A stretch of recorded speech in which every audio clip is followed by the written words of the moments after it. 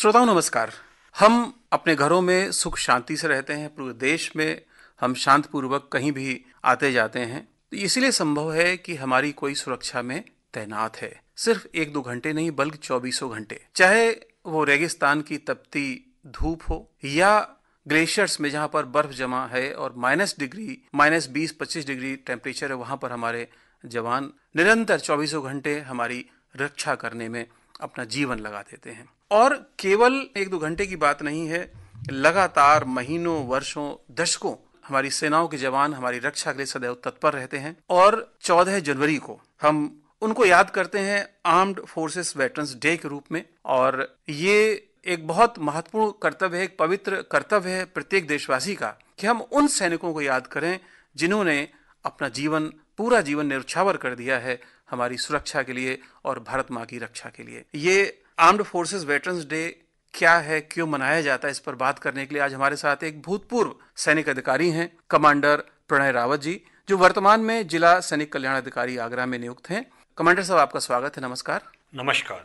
ये बताएं कमांडर साहब, पहले तो हम आपके बारे में जानना चाहेंगे कि आपकी सेना में आने के पहले कहाँ कहाँ आपने इसका प्रशिक्षण लिया, कहाँ कहाँ आपकी नियुक्ति रही? जी, मैं सैनिक स्कूल रीवा में मैंने बेसिक शिक्षा प्राप्त की जी। और वहाँ शिक्षा पूरी करने के बाद फिर मैंने भारतीय रक्षा अकादमी, नेशनल डिफेंस एकेडमी खड़गवासला में अपनी ट्रेनिंग की। और उसके बाद मैं भारतीय नौसेना में जनवरी 87 में मैंने कमीशन प्राप्त किया। जी। और नेवी में मैंने 21 साल सर्विस की।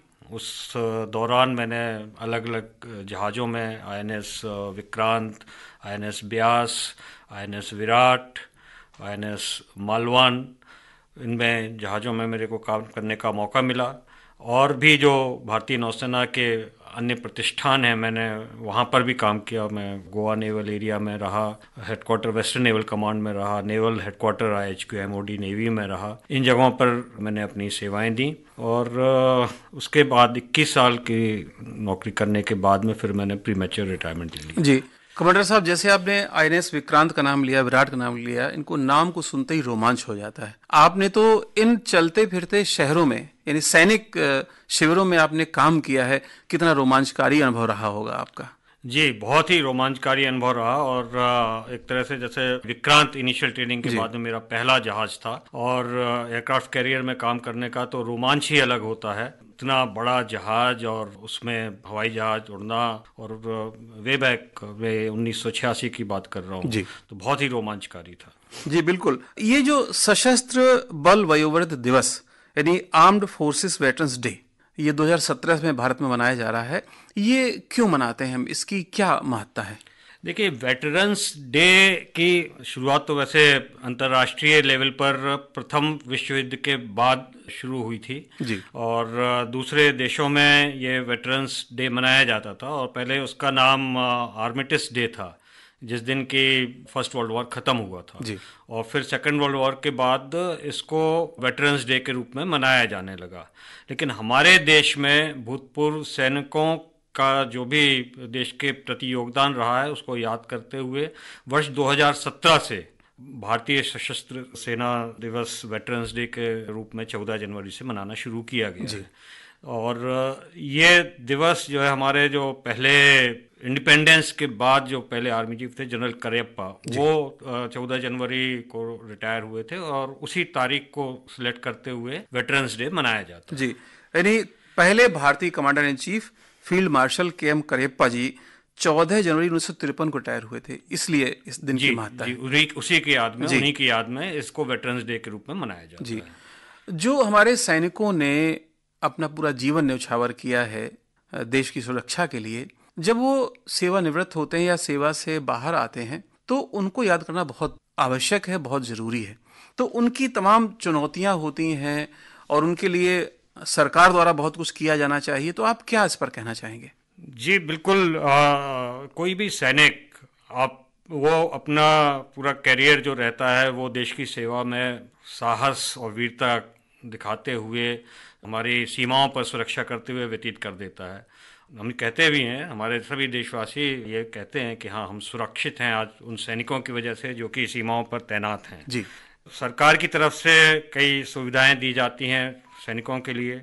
हमारे एक किसी सीनियर अधिकारी से एक बार चर्चा में उन्होंने मुझसे ये कहा था कि वो कहते हैं कि लोग अक्सर हमसे पूछते हैं कि सैनिकों के लिए वो क्या कर सकते हैं। कोई देशवासी या कोई उनसे पूछता है कि वो क्या कर सकते हैं, तो वो बोलते हैं कि मेरा तो उनको जवाब यही रहता है कि आप खुद एक ऐसे भारतीय बनिए, एक ऐसे नागरिक बनिए कि जिसके लिए कि सैनिक को लड़ाई लड़ने में अच्छा लगे, उसे गर्व महसूस हो कि मैं अपने ऐसे देशवासियों के लिए लड़ रहा हूं जो कि हमारे देश की प्रगति में हमेशा काम करते हैं। ये बहुत महत्वपूर्ण बात आपने कही है कि हमें अपने आप को इस रूप में प्रदर्शित करना है, ढालना है, बनाना है कि सैनिकों को भी गर्व हो कि हमारे इतने अच्छे नागरिक हैं जिनकी सुरक्षा के लिए मैं तैनात हूँ। जी बिल्कुल सही कहा आपने। तो भूतपूर्व सैनिकों की तरफ से सभी नागरिकों से मेरा यही अनुरोध है कि आप खुद एक अच्छे नागरिक बने, जिससे कि हमारी सेनाओं को भी आपके लिए सेना सीमाओं पर कार्य करने में गर्व महसूस हो। जी, जो भी सैनिक होते हैं वो हमारे समाज के ही बच्चे होते हैं, बड़े होकर जाते हैं और वहां पर उनका कोई भाई खेत पर भी काम करता है, कोई किसी दुकान पर काम करता है। तो सैनिक, सैन्य अधिकारी और आम नागरिक, वो भी कहीं ना कहीं एक ही सिक्के के दो पहलू नजर आते हैं। तो कैसे दोनों में समन्वय रहे, कैसे हम समाज में उन सैनिकों को एक मान सम्मान के साथ सैल्यूट कर सकें, इस पर आपके क्या विचार हैं? देखिए, जो भी सैनिक एक बार वापस आ जाता है और वो फिर एक आम नागरिक की तरह ही रहता है, लेकिन होता क्या है कि ज़्यादातर समय उसका जो यंग पीरियड रहता है वो एक डिसिप्लिन लाइफ और बॉर्डर पर काम करते हुए उसका समय गुजरता है। और जब वो 15 साल, 20 साल, 25 साल की नौकरी करने के बाद में आता है तो उसको जो समाज में मिलने में और यहाँ के जो कार्य प्रणाली है उसको समझने में और उसमें सेट होने में उसको समय लगता है। और कई लोग को बहुत सारी चीज़ें ठीक नहीं लगती हैं, तो क्योंकि वो एक बहुत ही डिसिप्लिन लाइफ जी करके आता है। तो समाज से और बाकी नागरिकों से मेरा यही अनुरोध है कि उन चीज़ों को ध्यान में रखते हुए और उसने जो भी देश के लिए किया उस चीज़ को ध्यान में रखते हुए उसको सहयोग करें, उसको गाइड करें, उसको आगे बढ़ने के लिए प्रेरित करें। जैसे छोटी छोटी चीजें होती है, अगर हम कहीं ट्रेन में यात्रा कर रहे हैं और अगर हमारे सामने कोई सैनिक आते हैं, भूतपूर्व सैनिक आते हैं, पता चलता है अगर उनके सम्मान में हम खड़े हो जाते हैं, उनको स्थान देते हैं, तो भी उनको मन में कहीं संतोष होगा कि हमारी सेवाओं कहीं ना कहीं लोग आदर करते हैं। या जैसे हम कहीं रहते हैं, अगर हमारे साथ कोई भूतपूर्व सैनिक या अधिकारी हैं, अगर उनके साथ हम कायदे से पेश आते हैं, उनका सम्मान करते हैं, तो ये भी आम नागरिकों का फर्ज बनता है कि हम सैनिकों का सम्मान करें। हम आपसे जानना चाहेंगे कि आपने एक लंबा समय बिताया है सेना अधिकारी के रूप में, वहां कैसी परिस्थिति में आपको काम करना पड़ता है? घरों से लगातार कई कई महीने बाहर रहना पड़ता है, दूर रहना पड़ता है, तो किस तरह की चुनौतियां होती हैं आपके सामने? चुनौतियां तो होती हैं, अलग तरह की चुनौतियां होती हैं। और जैसे 3 सर्विसेज हैं, आर्मी, नेवी, एयरफोर्स, तो तीनों सर्विसेज की अलग अलग चुनौतियां होती हैं। यदि हम आर्मी की बात करें, जैसा आपने वार्ता की शुरुआत में ही कहा कि वो लोग हाई ऑल्टीट्यूड में माइनस टेम्परेचर में काम करते हैं, तो वहाँ की परिस्थितियाँ बिल्कुल भिन्न होती हैं। यदि हम भारतीय नौसेना की बात करें तो हम समुद्र में जाते हैं, सी स्टेट रहती है, जो समुद्र में तूफ़ान आते हैं, वैसे तूफ़ान में हम लोग शिप पर रहते हैं। और जिसने भी शिप की लाइफ देखी है उसमें बहुत ही छोटे स्पेस में हमको रहना पड़ता है, बंद कंपार्टमेंट में पूरे, और कई महीनों या दिन जितने भी लंबे समय तक आप रहते हैं। जो लोग सबमरीन्स में काम करते हैं उनकी लाइफ और भी डिफ़िकल्ट हो जाती है।